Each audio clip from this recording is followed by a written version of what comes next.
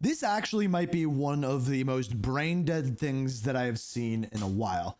You see, for a while now, one of the games that has been on my radar for this year has been Borderlands 4.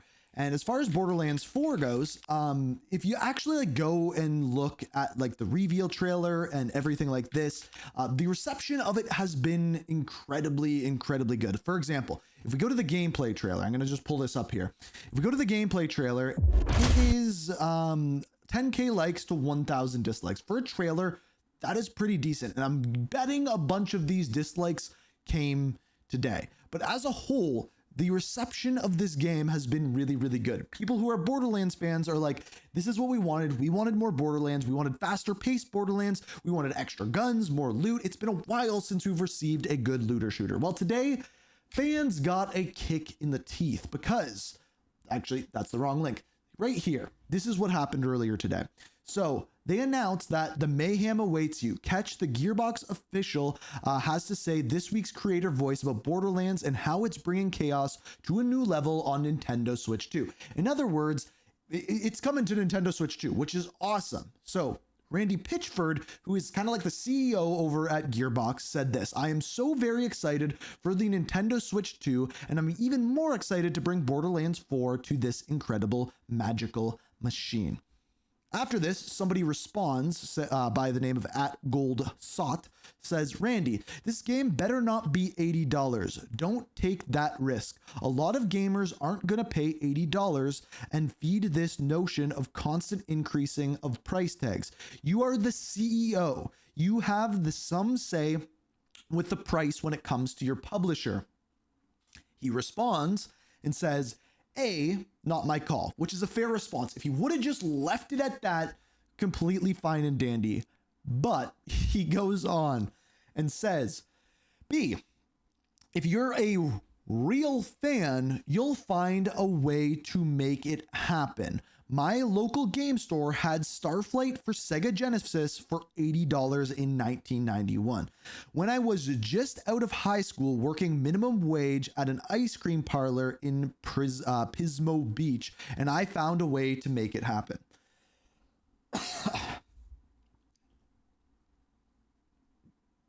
Really? Really? You're the CEO of Gearbox. And your game is coming out this year, and you think this is going to be the good response to get people on your side. This immediately got people mad because for so many reasons. Like the way that inflation is in the world right now is out of this world. And he's right. It is not his call. It's probably Strauss-Zelnick's call. It is probably Nintendo's call, wherever the game is actually being released. I don't think this game will be $80, but with that response, it changes that a lot, like a lot. It makes me think that he does know this is going to be $80 and he's already getting defensive like that. That's such a stupid response to say. That's as if we had, let's take, I don't want to throw anyone under the bus. I was going to say Snoop Dogg, but any artist, Katy Perry, I'm fine with throwing her under the bus.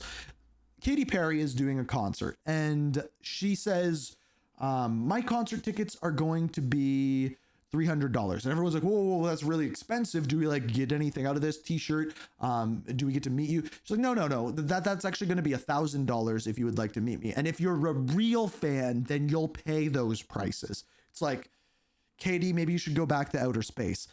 I don't know why I'm being so hard on Katy Perry. This has nothing to do with her, but I think you see the analogy and the way that things fit together there. So Dexerto did an article on this and we have it here. It says, Gearbox Randy Pitchford thinks real fans should find a way to buy Borderlands 4 even if the price goes up to $80.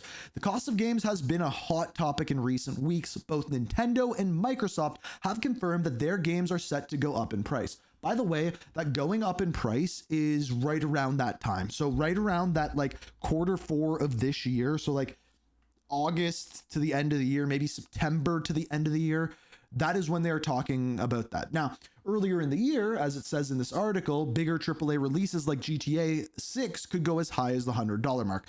That has been never stated, by the way. This has been like, it's just like a rumor for a very long time. This all has fans increasingly worried about about being priced out of their favorite games, including Borderlands 4. The long-awaited sequel due to drop on September 12th, and Randy Pitchford has previously admitted that it could cost $80. So this is something that is built up and people were asking about, and then with the announcement of Nintendo saying that their games are $80, it all goes hand in mouth, hand in foot, hand in hand. I don't know what the proper saying is there. But the Gearbox Software CEO thinks that most dedicated fans of the series should find a way to get their hands on it, no matter what the cost. That's such a dumb statement, like on so many levels. Like, I get that it's probably out of his control. I get that he can probably sit there and say, let's not raise the price of it. He could sit there and say, let's look at what's been going on in the community. These games that are selling for $50 have been the games that have been selling higher than anything else. You have your split fictions. You have Expedition 33, which blows my mind that one, like, anyway. Then we have this, right? My local game store had Starflight on Sega Genesis for $19.91. Like, why are we including that? I didn't mean to click on that, but why are we including that? The response didn't go down with some players who felt that he was ignoring the real financial struggles that might prevent them from buying Borderlands 4. Wow, that's a properly bad take. Cost of living crisis, and you're gonna say, if you're a real fan, damn, was one reply. There's no way you just said that dumbass shit in 2025.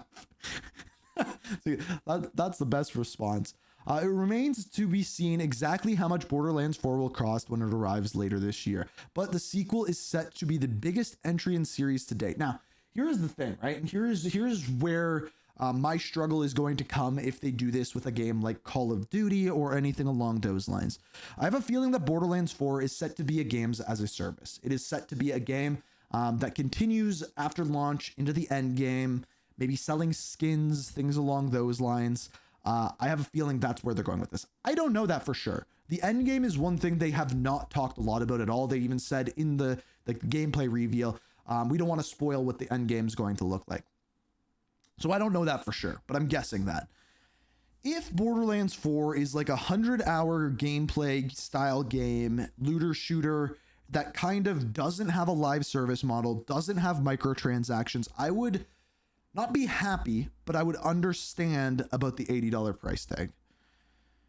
But I have a feeling that's not going to be the case. I have a feeling that there's going to be microtransactions and things like that. So this game that had this incredibly high sentiment that people were extremely excited about is now getting stomped down by the CEO about 4 or 5 months before the launch of it, which is a long enough time for some people to forget about this.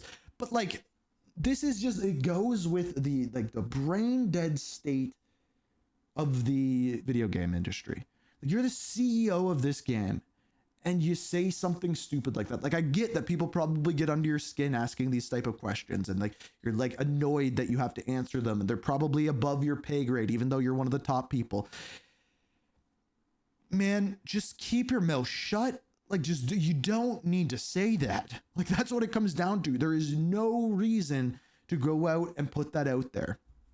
And I understand that me making this video might get me on your bad side, and I might not get a review copy for this game. Fine, whatever. But like, what are we thinking here? Like, what? Just put your foot in your mouth. Maybe that's the saying I was going for before. Put your foot in your mouth. I don't even remember what I was saying before, but it's just like, what are we thinking? Like, what, especially when it comes to this is probably going to go down as the hot topic for 2025 is the price of video games, the price of consoles, the price of gaming. And then you make the statement of real fans will spend the money. Well, what happens if you release it at $80 and turns out your real fan base isn't so big? Are you going to drop the price? Are you going to put it on Game Pass? What are we going to do then? Because I guarantee you just lost a bunch of sales from that. I guarantee it.